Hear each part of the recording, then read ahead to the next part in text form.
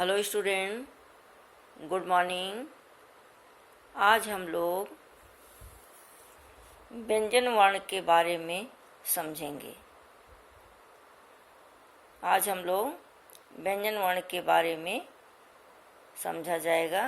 कल हम लोगों ने स्वर वर्ण के बारे में जानकारी लिया था। देखो, व्यंजन वर्ण क्या है?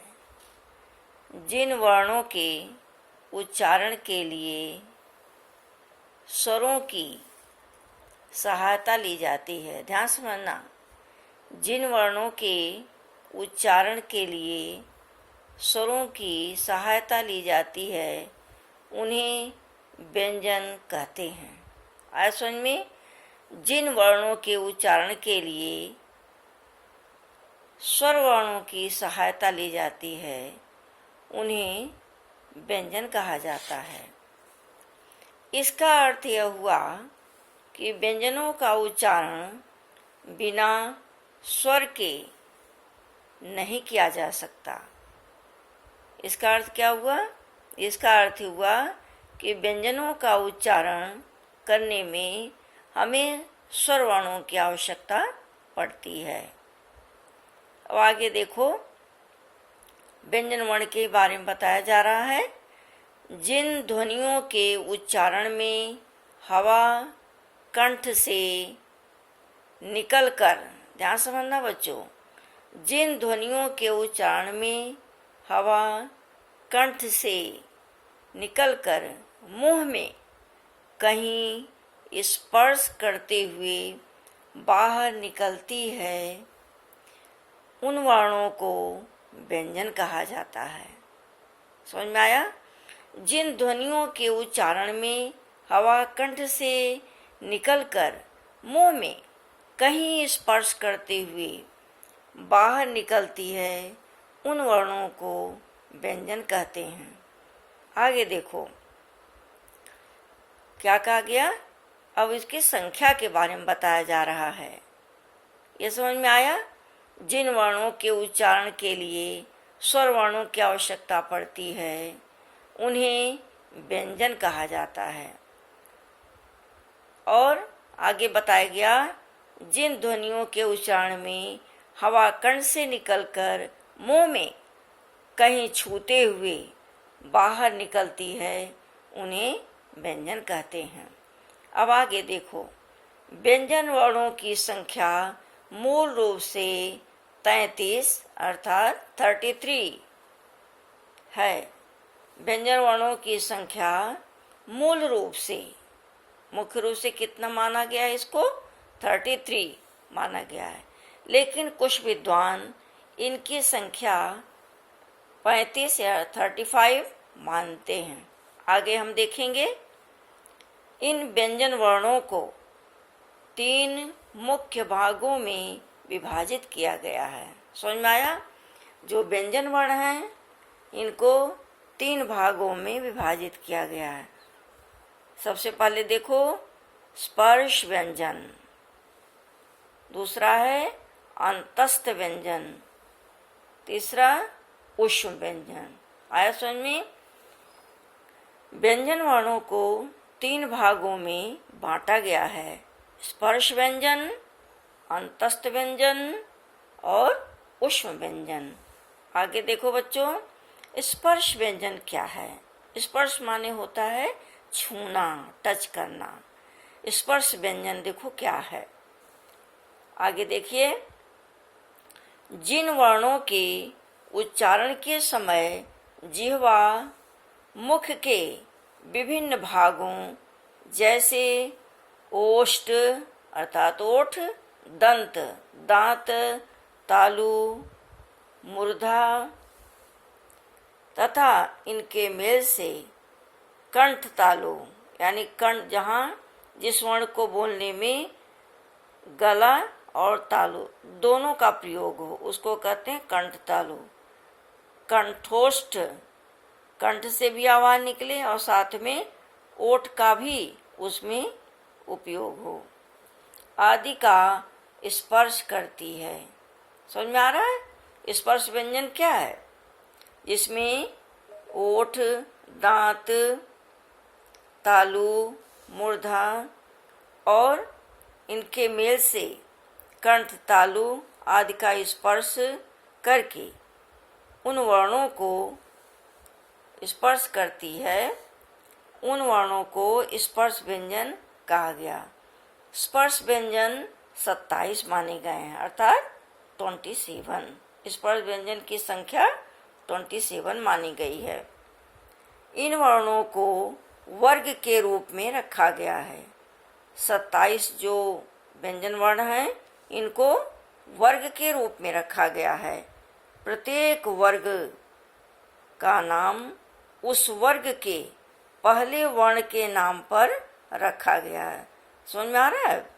स्पर्श व्यंजन को वर्ग के रूप में रखा गया है। स्पर्श व्यंजन वर्णों को वर्ग के रूप में रखा गया है। प्रत्येक वर्ग का नाम उस वर्ग के पहले वर्ण के नाम पर रखा गया है। जैसे देखो, क वर्ग, क वर्ग में क्या आता है, इसमें ध्यान से समझना बच्चों।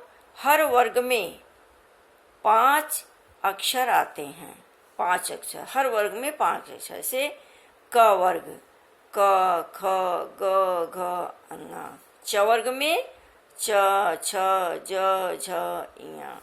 ट वर्ग ट, ठ, ड, ढ, अण। त वर्ग त, थ, द, ध, न। प वर्ग में प, फ, ब, भ, म। ठीक है। अब ये देख रहे हो तुम कि हलंत लगा हुआ है। हलंत का मतलब यह है कि इसमें स्वर नहीं है। जब इसमें स्वर मिलेगा तब ये पूर्ण बनेगा, इसलिए इसमें हलंत लगा गया। ठीक है। एक चीज हम और देखते हैं। ट वर्ग में तुम्हें 2 वर्ण और दिखाई दे रहे हैं। इनका उच्चारण करते हैं अड़ और इसको कहते हैं अढ़। अड़ और अढ़। इनका आवश्यकता अनुसार हिंदी में इसका विकास हुआ और इसकी आवश्यकता हुई तो इसका प्रयोग किया गया। इसको ये ड है और ड के नीचे बिंदु लग गया तो इसकी ध्वनि हो गई अड़। ये ढ है, इसके नीचे एक बिंदु लगा तो ऐसा अढ़, अड़ और अढ़। ठीक है। आगे देखते हैं अंतस्थ व्यंजन। स्पर्श व्यंजन के बारे में समझ में आया। स्पर्श व्यंजन, स्पर्श व्यंजन तुम्हारा 27 है। ठीक है। जैसे दिखाई दे रहा है 5 वर्ग क, ख, क वर्ग, च वर्ग, ट वर्ग, त वर्ग, प वर्ग। ये 5 वर्गों में 25 वर्ण हैं और ये अड़ और अढ़, ये सब मिलाकर 27 वर्ण हैं। समझ में आया। अब देखते हैं हम अंतस्थ व्यंजन। अंतस्थ व्यंजन देखो, अंतस्थ व्यंजन क्या है। इसका शाब्दिक अर्थ है बीच में स्थित होना। अंतस्थ व्यंजन, अंतस्थ व्यंजन का मतलब बीच में स्थित होना। कैसे, क्या बीच में स्थित होना। यहाँ बीच में स्थित होने का अभिप्राय उच्चारण से है। यहाँ बीच में स्थित होने का अर्थ के किससे है, उच्चारण से है। अर्थात जिन वर्णों का उच्चारण न तो पूर्ण रूप से व्यंजन की तरह होता है और न ही स्वर की तरह होता है, उन्हें ही अंतस्थ व्यंजन कहा जाता है। इनकी संख्या 4 है। देखो कौन कौन है। य, र, ल, व। समझ में आया। तो यहाँ 27 था, यहाँ 4 हैं। कितने हो गए? 31 हो गए। अब आगे देखो, तीसरा है ऊष्म व्यंजन।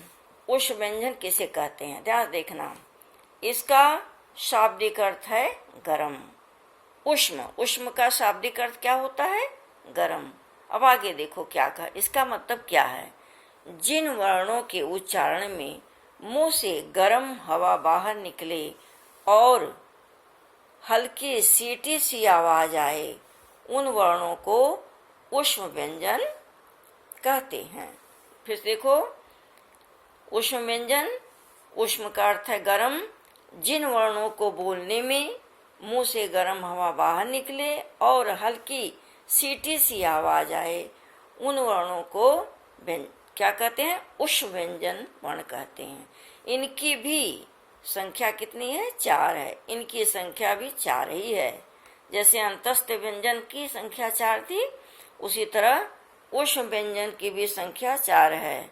श, ख, श, ह, श, श, स, ह। अब देखो बेटा, जैसा हमने बताया उधर पीछे, ट वर्ग में ड़ और अढ़ अलग अलग व्यंजन हैं। ये दोनों अलग अलग व्यंजन हैं। उदाहरण जैसे ड का एग्जाम्पल लो। डकारना, ये क्या है? ड़। लड़ना, ये आया ना? लड़ना। ढक्कन, अढ़ बूढ़ा। अब देखो क्या कहा गया? अड़ और अढ़ व्यंजन हिंदी में स्वतः ही प्रयुक्त होने लगे। ये दोनों ध्वनियाँ हिंदी की अपनी विकसित ध्वनियाँ हैं। ठीक है, ये 2 ध्वनियाँ मिली जब इसकी आवश्यकता महसूस हुई कि डकारना, फिर लड़ना। लड़ना कैसे लिखा जाएगा? ड के नीचे बिंदु लगा दिया तो लड़ना हो गया। ढक्कन, ढ। बूढ़ा, बूढ़ा लिखने के लिए ये बिंदु लग गया तो हो गया ढ़, बूढ़ा। ठीक है, समझ में आया? आज हम लोगों ने देखा कि व्यंजन वर्ण किसे कहते हैं। जिन वर्णों को बोलने में स्वर वर्णों की आवश्यकता होती है, उन्हें व्यंजन वर्ण कहा जाता है। व्यंजन वर्ण मूल रूप से कितने माने गए? 33 माने गए, और बाद में ड, ढ़ और ड़ को मिला करके कुल 35 माना गया। समझ में आया? व्यंजन वर्णों को 3 भागों में बांटा गया है।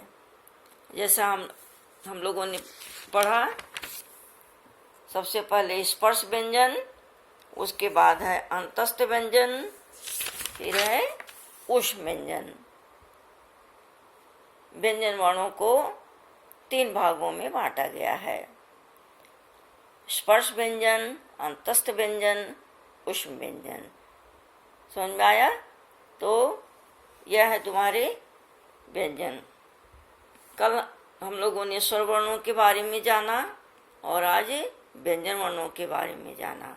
उससे संबंधित, ध्यान से समझना बच्चों, उससे संबंधित कुछ हम प्रश्न दे रहे हैं।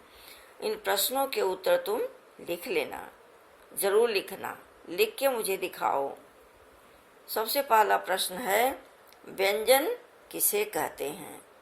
दूसरा है, मुख्य रूप से व्यंजन वर्णों की संख्या कितनी है? तीसरा क्वेश्चन, व्यंजन वर्णों को कितने भागों में बांटा गया है? वर्णों सहित लिखो। इनको व्यंजन वर्णों को कितने भागों में बांटा गया ऐसा भी हमने समझाया, और इसको उनके वर्णों के साथ लिखना। कल हम लोग व्यंजन के और प्रकार जानेंगे। समझ में आया? किस प्रकार से संयुक्त व्यंजन बना है, संयुक्त अक्षर बना है, तो आगे इसके बारे में हम लोग जानेंगे। तो कल हम लोग नए टॉपिक के साथ फिर मिलेंगे। Thank you student.